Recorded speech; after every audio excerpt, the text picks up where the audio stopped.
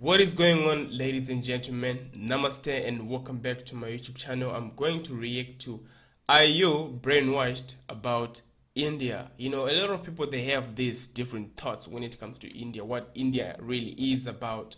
What do you find in India? They always think about slums, they always think about people with different things going on about in the country, but they don't know. So let's check this video if you are brainwashed about India, and confirm what you think in the comment section and what is new, because the world don't really know about India, man, and if they knew, it would have been different. Let's check it out, and we'll see.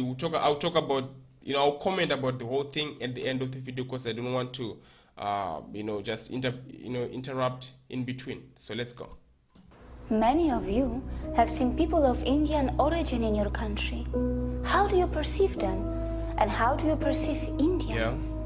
Many of you think of India as a country of poverty, slums, dirt, rapes, and caste system. And many of you got introduced to India through the famous movie Slumdog Millionaire. And then there are some of you who know India for its Bollywood and yoga. Well, it is not entirely your fault that you think this way, and there is no doubt that India does have its imperfections, but India is definitely not what we are shown in our countries. Like many of you, I was also a victim of the mainstream media in my country until I ended up living in India and started to keenly observe this country.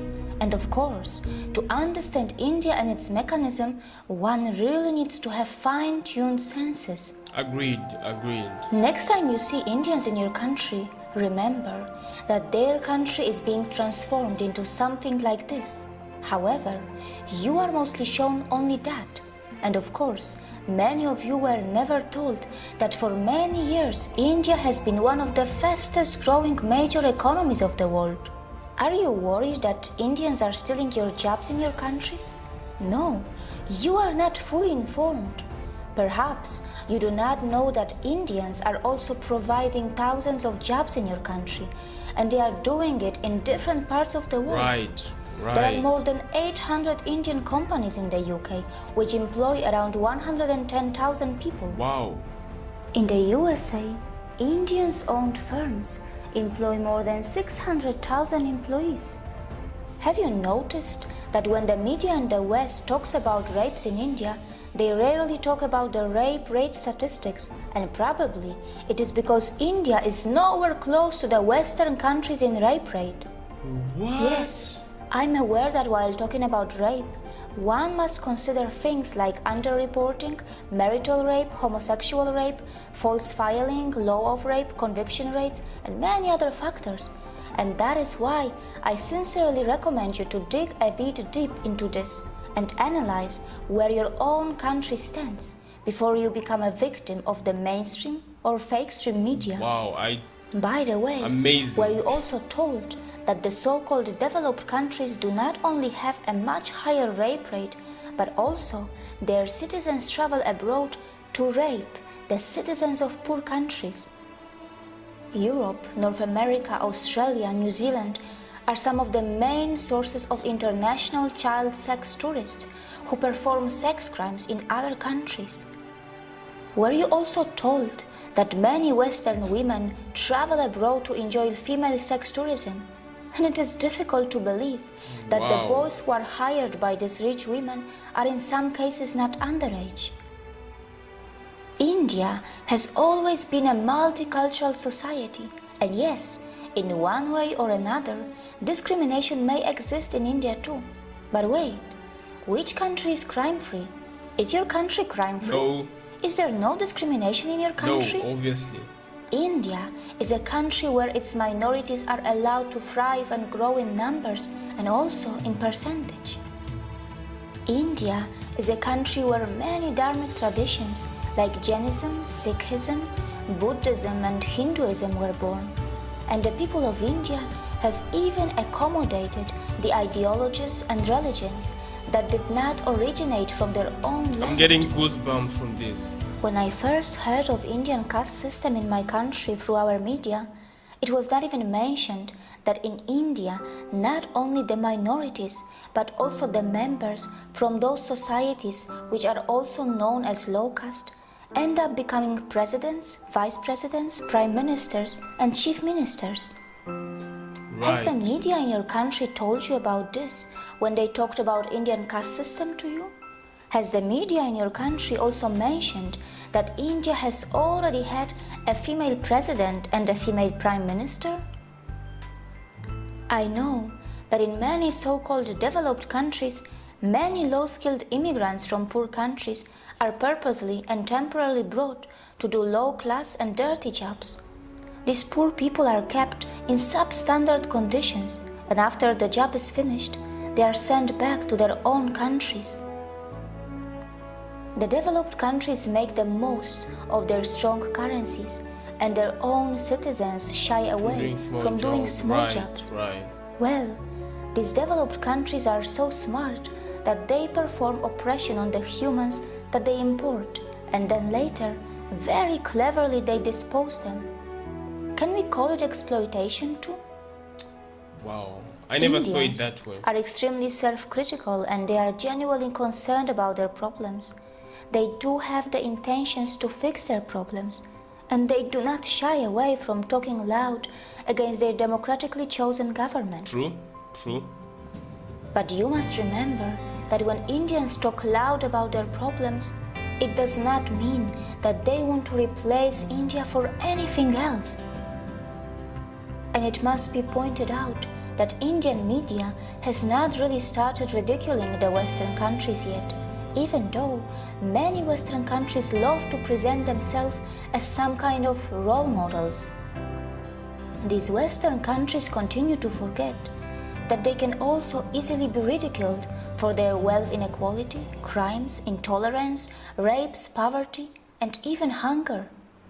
Perhaps Indians are more interested in self-correction than ridiculing others.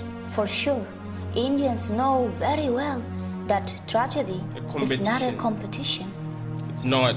Indians are not only providing jobs around the world, they are even feeding many hungry and poor outside India by their philanthropic work through their temples and gurudwaras. And very importantly, they are not expecting anyone to embrace Buddhism, Jainism, Sikhism, or Hinduism. There is no doubt that India does need to improve its modern waste management infrastructure, as many of its streets continue to look dirty, even though an average Indian produces far lesser waste than an average American or European. Also, the per capita emissions from India are so low in comparison to the USA or China, and Indians are nowhere close to the West when it comes to historical emissions. For all these years, you were told about the poor sanitation of India, but you were never told that Indians were also the pioneers in ancient sanitation system long before the Western countries got civilized. But of course, it shouldn't matter today. Even after 70 years of its independence, India is still not open defecation free. The government of India is running some massive scheme to build millions of toilets, and only time will tell if that is going to be enough or not. That's a good point. Not many people know that when it comes to defecation, some citizens in the Western countries have a strange addiction, or rather a disorder, and this is where a potential exchange can take place between India and the West. India can bring the latest sanitation system techniques from the West, and the West can benefit from the authentic yoga from India that can help those Western citizens who are suffering from such disorders or addictions. Right. But of course, it can only happen if the Western societies are brave enough to address their embarrassing problems and not just sweep them under the rug, as it is very well known that such kind of disorders and addictions have been reflecting in the Western adult film industry as well.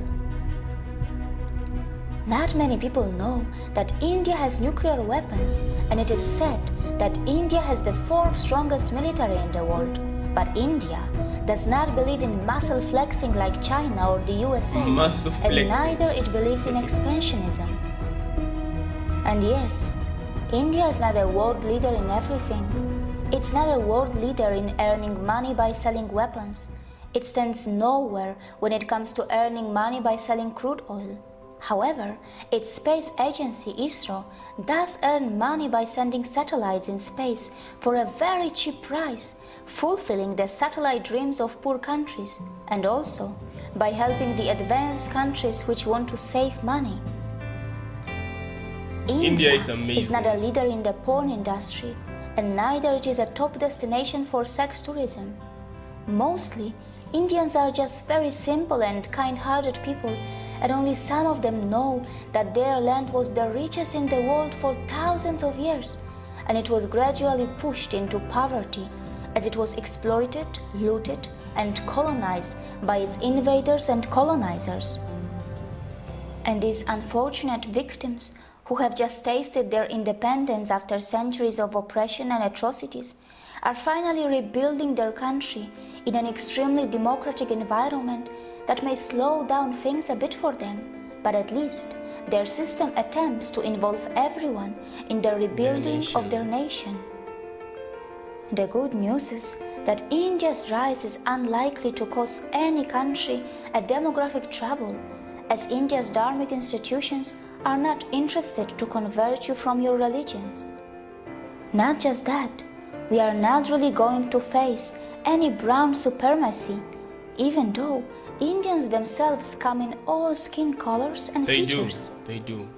A lot. It is also highly unlikely that Indians will hate you, even though many of you may have developed prejudices against them because of the mainstream media houses, which for some special reasons are overplaying and sensationalizing their problems. The lotus. Indians are gentle, accommodating, compassionate, hospitable, and yes, they do not have a fake smile. Their smiles are still very real, and most importantly, they are forgiving. Look how they even welcome the people from the land of their ex-colonizers in their country. Even today. Imagine. Before you comment on India, remember that the countries which were never colonized will not easily understand what it means to suffer from a post-colonial identity crisis. India may have its imperfections, and in this process of rebuilding, it will make its share of mistakes, and it will learn from them. Perhaps we also need to learn how to build a relation with Indians on equal terms, with mutual respect, without feeling superior or inferior, while focusing a bit more on ourselves to address our own embarrassing problems. See you again. This channel is amazing. This channel right now is amazing when it comes to pointing out things about what's going on in the world. Well, it's India in details, right? And you guys know this already. This video came out like a long time ago, but these facts, they still stand today. They still make sense because these things are still happening today, right? Like, these facts will never change. India it's just a great country. It's one of the best countries, man. If you just look at it, man, as crazy as it is, man, you really need to just say it. Apart from what they show us, in the mainstream media, they show India as this country that is just full of caste, that is different, that segregates people, all those things. And that's not it, man. Like what she says, they don't tell you, they don't show you that India, even those that have the lower caste, they become presidents. They just imagine the president right now is the leader of in Odisha, is leader of what, I've forgotten. But it's really a beautiful moment and a changing moment, and people don't know that. People, they don't know that it's a tribal leader. She's a tribal leader, yeah. So that is amazing. That is just huge, and I mean, I would really want people to know more. I would really want people to just understand how it is and visit India more so that they see how different it is and how beautiful this nation is. Anyway, guys, tell me what you think in the comment section down below. I appreciate all the love. And if you haven't subscribed, I mean, I don't know, but still, all blessings to you, man. I love you all. Take good care of yourselves, and I'll see you next time. Peace.